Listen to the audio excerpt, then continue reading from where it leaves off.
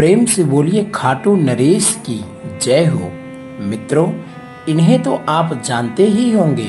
इन्हें हारे का सहारा कहा जाता है।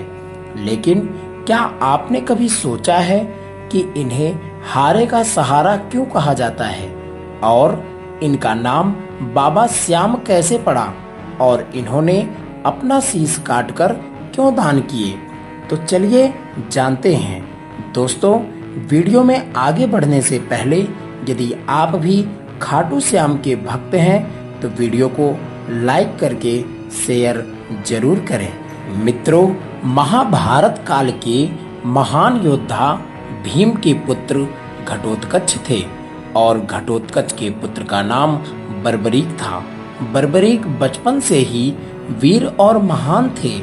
बर्बरीक ने भगवान शिव की तपस्या करके 3 अभेद बाण प्राप्त किए थे, जिसके कारण इन्हें 3 बाणधारी भी कहा जाता है। इनका पहला बाण शत्रुओं को चिन्हित करता था, दूसरा बाण मित्र को चिन्हित करता था और तीसरा बाण चिन्हित शत्रुओं का पल भर में नाश कर देता था। इनके बाण में इतनी शक्ति थी कि ये महाभारत के युद्ध को एक ही दिन में समाप्त कर सकते थे। बर्बरीक ने अपने मां को वचन दिया था कि जो पक्ष दुर्बल रहेगा अर्थात हारता रहेगा, मैं उसी का हमेशा साथ दूंगा।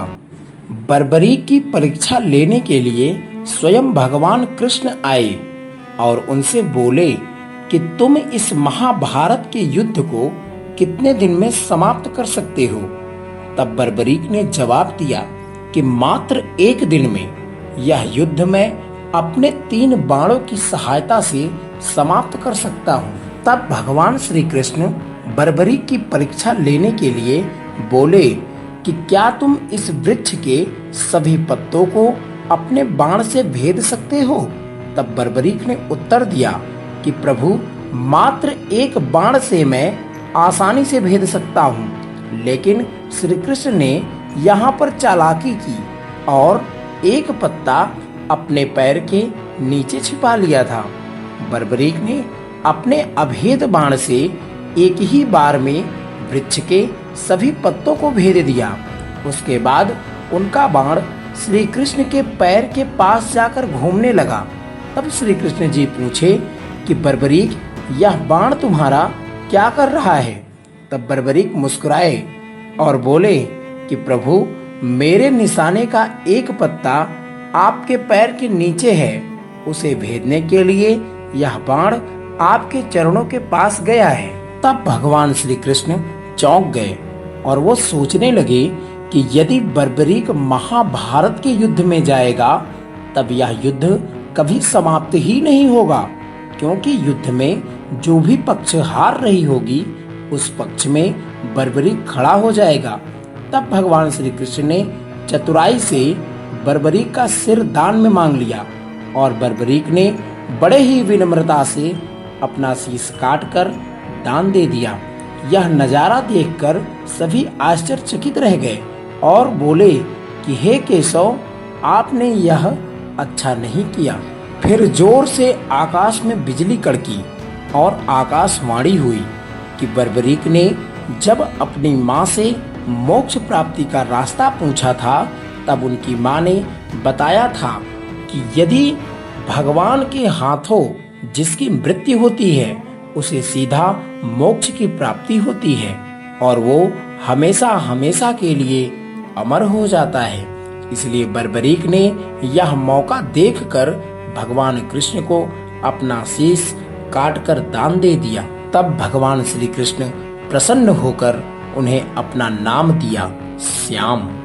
तभी से हम सब इन्हें श्याम बाबा के नाम से जानने लगे और उन्होंने कहा कि तुम सदा सदा के लिए अमर रहोगे।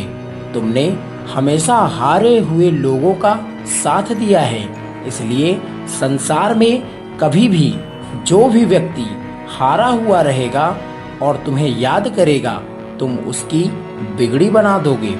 तुम कलयुग में शीश के दानी के नाम से और बाबा श्याम के नाम से और हारे का सहारा के नाम से जाने जाओगे।